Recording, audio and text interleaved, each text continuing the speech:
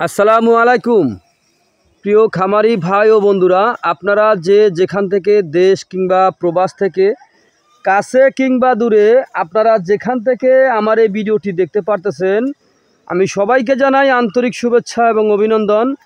প্রিয় খামারি ভাই ও বন্ধুরা, এই যে দেখতে পারতেছেন এখানে ঘাস দেখতে পারতেছেন, জারা ওয়ান হাইব্রিড ঘাস।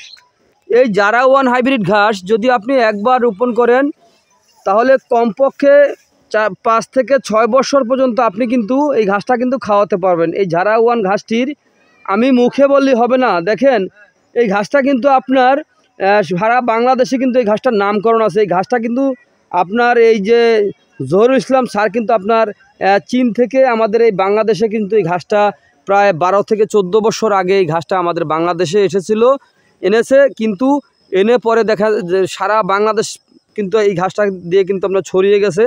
এই ঘাসটা কিন্তু গরুর জন্য একেবারে পারফেক্ট ঘাস। তো আরেকটা আছে হলো আপনার ছাগলের জন্য, ওই ঘাসটা ছাগলও খায় গরুতেও খায়, সেটা হচ্ছে আপনার ইন্দোনেশিয়ান স্মার্ট নেপিয়ার ঘাস।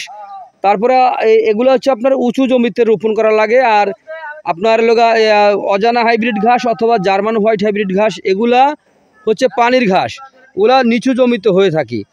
আর এই যে আমি আপনাদেরকে একটু ঘুরিয়ে দেখাচ্ছি, এই যে দেখতে পারতেছেন এখানে ঘাসের চারা রয়ে গেছে। আর এই যে দেখেন এই পাশটা কিন্তু আপনার গুয়াতিমালা ঘাস, আমেরিকান গুয়াতিমালা ঘাস।